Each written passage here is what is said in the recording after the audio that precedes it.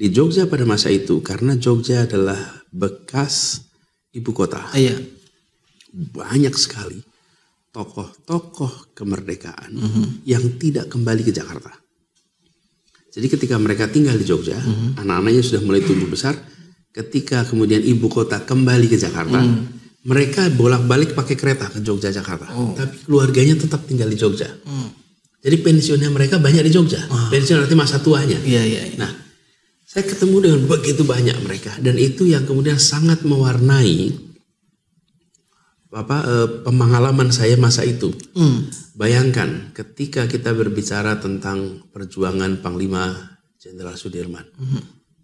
Di depan kami itu yang ngobrol adalah orang-orang yang dulu ikut jalan kaki dengan Jenderal Sudirman. Pelaku sejarah. Bukan cerita di buku. Ini orang-orang yang cerita. Ini ya dulu perjalanan di sini. Lewatnya ke sini. Kemudian ketika bicara tentang operasi militer yang kemudian dikenal dengan istilah serangan umum 1 Maret. Itu di desa Bibis, namanya Bibis di Bantul. Itu orang-orangnya pelakunya yang cerita. Jadi saya tidak dengar dari buku.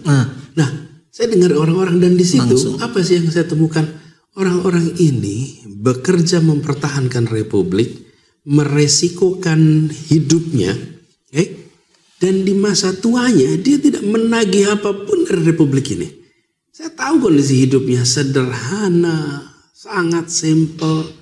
Di saat republik sudah mulai membangun, mereka tetap tinggal di Jogja dengan semua kesederhanaan. Yang mereka miliki adalah rasa bangga bahwa saya dulu berjuang untuk membuat republik ini tegak berdiri. Itu saya lihat dari SD SMP, dekat dari mata langsung. Bukan bacaan dari buku. Orang-orang yang saya temui langsung. Dan itu saya temukan intensif. Intensif sekali. Berkali-kali dan berbagai event. Karena itu nempel di memori saya. Makanya sebabnya saya sering bilang janji kemerdekaan. Iya. Pendiri republik, orang-orang yang punya hibah luar biasa untuk republik ini tanpa minta bayar balik. Karena saya lihat dari dekat di masa itu. Ini masa SD, SMP, awal SMA. Sesudah mulai kuliah banyak mereka sudah wafat. Ketika sudah 90-an itu sudah sedikit. Sudah sedikit, tapi di 70-an, 80-an, dan pada masa itu saya dengar cerita langsung dari pelakunya atas peristiwa-peristiwa penting yang terjadi di ibu kota waktu itu. Waktu itu ibu kota di Jogja. Itulah yang kemudian kalau ditanya periode apa yang paling membantu pembentukan, itu adalah periode remaja di Jogja berinteraksi dengan orang-orang yang berjuang untuk republik ini. Bahkan kita kenal namanya Ibu Jenderal Sudirman, Panglima besar. Itu Bu Dirman dengan nenek saya itu bersahabat amat dekat. Sehingga saling kunjungi. Saya antar nenek saya ke rumahnya Bu Dirman. Bu Dirman datang ke rumah kami. Dan ini adalah istri dari Panglima besar Jenderal Sudirman. Yang mereka itu, keluarga-keluarga pejuang itu di Jogja itu normal, Mas. Jadi normal itu maksudnya biasa ketemu. Ini contoh nih. Iya. Ada teman nenek saya namanya Bu Noto. Bu Noto. Terus ini Bu Noto, apa kabar? Saya tuh Bu Noto yang mana? Itu anak kakaknya, ibunya Faridan gitu. Tahu apa Faridan? Faridan M. Noto tuh jalan terkenal di Kota Baru. Oke. Anaknya meninggal oleh perang. Ini ibunya. Jadi bayangkan, kita mesti ketemu ibunya tuh. Anaknya belasan tahun meninggal di pertempuran Kota Baru. Jadi di Jogja tuh ada pertempuran Kota Baru yang terlibat anak-anak belasan tahun umurnya. Mereka kemudian pada meninggal, ibu-ibunya tuh masih ada, ibunya masih berinteraksi. Dan mereka tuh bercerita dengan terbuka. Bukan dengan kemarahan. Nah, ada kemarahan, nggak ada duka cita, nggak ada, benar bangga. Dan ketika itu sebabnya saya sering, berapa kali ketika saya dulu bertugas di Jakarta, saya sampaikan kalau kita memperingati Hari Pahlawan, kita memperingati hari-hari perjuangan. Ingat, bukan hanya para pahlawan itu, tapi ibu-ibu yang melahirkan pahlawan itu. Kenapa saya kok ketemu kata-kata ibu-ibu yang melahirkan pahlawan? Kok ada pikiran ibu-ibu? Karena saya ini masa kecil saya ini ketemu dengan ibu-ibu yang anaknya itu meninggal, mati, syahid di dalam pertempuran itu. Bahkan kalau di Kota Baru itu ada sebuah masjid namanya Masjid Syuhada. Kenapa dibuat nama Masjid Syuhada? Karena itu di atas lahan yang asalnya makam para syuhada pertempuran Kota Baru. Yang tadi itu. Iya, itu dimakamkan di satu lahan. Kemudian itu makam para syuhada. Karena itulah kemudian ketika dibangun masjid dibuatlah namanya Masjid Syuhada. Nah, saya kebetulan TK-nya di Masjid Syuhada. Jadi TK saya itu di situ tuh. Dulunya bawahnya tuh makam tuh. Di situ. Nah, inilah bentukan awal. Bukan sekedar buku, bukan sekedar keluarga, tapi ada ekosistem di Jogja, di Jogja yang sangat mewarnai. Ini merinding saya tadi dari kalimat ceritanya luar biasa. Kang Sony juga merinding. Ya, tapi betul. Masya Allah. Jadi saya merasa bersyukur betul. Dan di dalam perjalanannya, karena saya lihat orang-orang pejuang itu apa sih, Mas? Saya ini punya kebiasaan. Ya. Saya ini punya kebiasaan. Bukan kebiasaan sebetulnya. Karena dikerjakan berkali-kali jadi kebiasaan. Kalau ada tokoh meninggal, saya antarkan makam. Saya akan antarkan sampai ke makam. Walaupun saya tidak kenal. Walaupun tidak kenal, saya kira kalau kenal saja.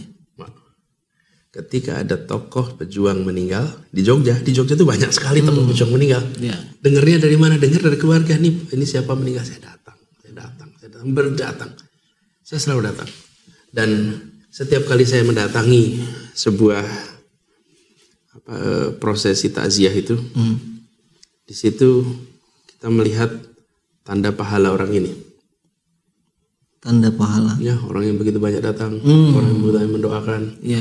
Orang yang semuanya tuh. Sebaik tokoh perjuangan, bahkan saya pernah mengantar wafatnya Kiai Ali Maksum di Pondok Kerapia.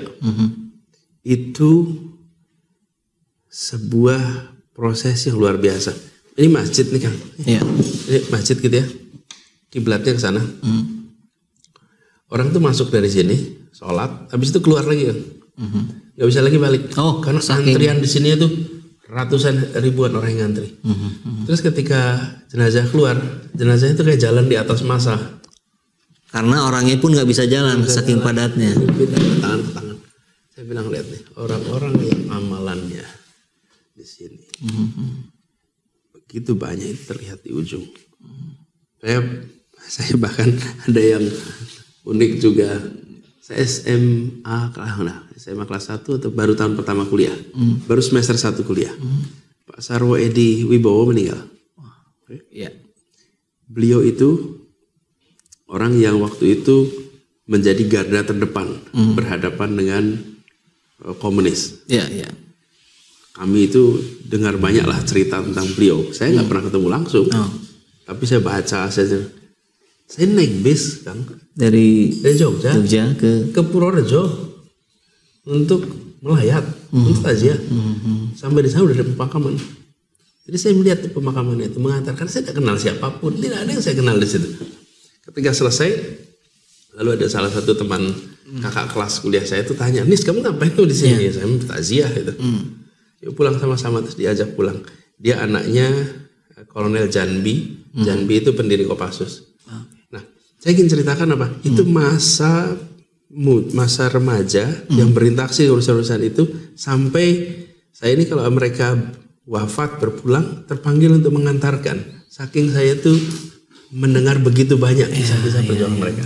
Kalau kemudian perjuangan itu di kesadaran Pak Anies yang sudah muncul sejak remaja itu, kemudian berpikir bahwa wah ini turut cara untuk berkontribusinya adalah, kan kita tahu bersama Pak Anies ada di ruang pendidikan yang juga sangat kental, kemudian ada politik, jadi pendidikan dulu atau politik dulu Pak Anies yang kemudian mendasari bahwa ini harus saya lakukan gitu untuk ikut berkontribusi. Saya itu nggak pernah membedakan Mas. mau dikasih nama apapun nggak apa-apa. Mau kasih nama politik, mau kasih nama non politik. Saya merasa kita harus memberikan manfaat kepada orang lain. Dan berada di ruang private, ruang publik. Kalau berada di pemerintahan jadi disebut namanya politik. Kalau di luar pemerintahan tidak disebut namanya politik. Tapi dua-duanya bekerja untuk kepentingan orang banyak. Jadi itu mau dikasih nama apapun nggak apa-apa. Terserah ya. Mau disebut politikus, pendidik nggak apa-apa. Karena saya juga tumbuh besar dengan persepsi yang positif terhadap politik. Dua itu. Saya beri contoh. Saya dulu sering ke perpustakaan baca buku. Ceritanya saya sering ceritakan tuh, saya naik sepeda, pinjam buku itu. Apa sih yang saya baca? Biografi mayoritas. Dan ketika baca biografi, misalnya saya baca biografinya Bung Karno, Bung Sahrir, Bung Hatta, Agus Halim, itu semua ya berderet, para Cokro Aminoto. Itu Kang, kalau ditanya hari ini, profesi mereka apa ya Kang ya? Politikus? Politisi. Tapi keluarga-keluarga di seluruh Indonesia bilang sama anak-anaknya, kau belajar yang rajin biar bisa seperti dia. Lihat tuh Sahrir, lihat tuh Hatta, lihat tuh Soekarno, lihat tuh Cokro Aminoto. Tidak dipandang sebagai rendah, enggak, dan tidak dipandang sebagai buruk, tidak. Saya tumbuh besar dengan persepsi yang baik-baik saja. Dan keluarga kami juga tidak pernah mengatakan, oh ini berada ruang politik, itu ruang publik gitu aja. Di ruang publik ruang publik. Dan kalau disebut politisi ya nggak apa-apa juga. Ini yang kemudian saya Nana berpikir kita harus membawa kembali ekosistem politik kita sehingga menghasilkan pribadi-pribadi yang mumpuni, terpercaya seperti politisi masa itu. Itu luar biasa. Kalau ini interaksi lagi nih. Saya kuliah saya satu ketika kita bikin sebuah seminar diskusi, mengundang pembicara dari mana-mana. Nah, saya juga pada waktu awal kuliah itu, kalau menjadi kepanitiaan itu, saya milih seksi transportasi. Nggak keren. Secara struktural itu yang keren itu ketuanya. Saya bagian transportasi. Kenapa? Pertimbangannya? Itulah yang jemput pembicara. Menjemput pembicara. Oke. Jadi ketemu ya? Iya dong. Saya di mobil ngobrol paling panjang sama pembicaranya. Saya nemenin dia. Saya jemput di bandara. Saya antar dia ke tempat penginapannya di hotel. Saya antar ke tempat makannya. Dia mau cari apa, menemui siapa, saya nemenin terus itu. Saya bicara itu saya berinteraksi paling banyak, dengerin orang cerita macam-macam deh. Dan saya tanya macam-macam. Lebih private lagi Pak ya, jadi kita lebih tahu lebih. Yang lain rebutan ketemu, saya bisa ketemu langsung. Ini tips ini. Nah, ada satu contoh. Bang Imad. Imaduddin ya. Imaduddin Abdurrahim. Bukunya kan terkenal Kuliah Tauhid. Kita semua suka baca itu. Kuliah Tauhid itu. Lalu saya jemput Bang Imad. Ini di perjalanan sambil ngobrol, saya ngobrol sama beliau. Saya tanya Bang Imad, saya tuh baru sadar Bang Imad ternyata insinyur listrik. Saya tuh selama ini merasanya beliau itu adalah seorang alim, seorang ulama, dai mubaligh gitu ya. Backgroundnya tentang ilmu sosial gitu kira-kiranya, tidak ilmu listrik gitu. Jadi saya tanya Bang Imad kenapa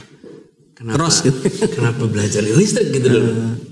Terus dia bilang cerita gini, saya masih kalau nggak salah SMP kata dia. Saya SMP atau SMA gitu di Sumatera Utara ada peresmian Bendungan Asahan. Bendungan Asahan. Lalu ketika Bendungan Asahan itu diresmikan, kata beliau yang meresmikan Bung Hatta. Bung Hatta. Anak-anak di kampungnya dan orang-orang tua itu berbondong-bondong jalan kaki ke lokasi peresmian, pengen lihat wajahnya Bung Hatta. Pengen lihat wajah pemimpinnya. Waktu itu belum ada TV, belum ada koran di kampung waktu itu. Radio aja ya. Radio. Pengen lihat wajah Bung Hatta. Penasaran. Jadi katanya jalan kaki. Dia cerita kalau tidak salah jalan kaki itu lebih dari 6 jam untuk sampai ke sana. Mereka datang ke sana semua. Lalu mendengarkan pidatonya Bung Hatta. Sambutan. Nah, Bung Hatta kalau pidato substantif. Tapi ya kan relatif datar kalau pidato Bung Hatta itu. Orang mendengarkan semua. Ini cerita beliau. Iya. Lalu Bung Hatta itu bilang gini kira-kiranya. Indonesia ke depan harus melakukan pembangunan. Dan pembangunan itu akan membutuhkan energi listrik yang banyak. Oke. Karena itu kita harus membangun bendungan-bendungan pembangkit listrik seperti ini yang banyak. Dan kita membutuhkan insinyur-insinyur listrik yang banyak untuk Indonesia masa depan. Dan apa kata beliau? Anak-anak semua pulang pengen jadi insinyur listrik. Termasuk Pak Imaduddin tadi. Masya Allah. Kenapa? Karena Bung Hatta bilang Republik membutuhkan insinyur listrik. Apa sih yang terjadi?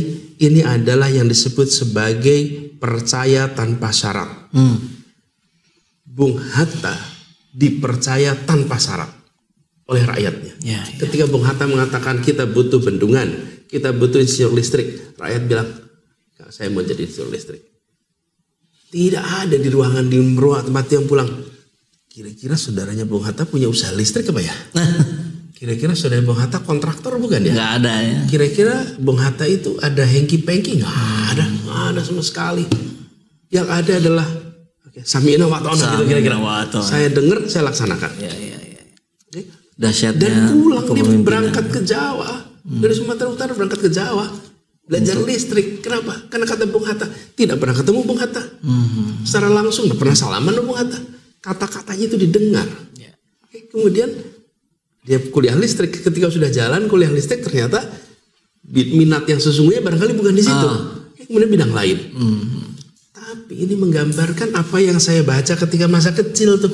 Saya masa kecil baca biografi Bung Hatta luar dalam itu. Saya kira-kira kelas 6 SD. Itu baca biografi Bung Hatta lengkap, atau mungkin malah lebih awal. Dan sebagai orang yang berintegritas dan lain-lain lah panjang ceritanya. Nah, tapi kita menemukan bagaimana pribadi-pribadi yang disebut sebagai pemimpin berada di wilayah yang hari ini labelnya adalah politisi. Dan pada masa itu dan sampai sekarang mereka dipandang sebagai orang-orang yang memikirkan republik melampaui pikiran kepentingan dirinya. Wah, itu dahsyat.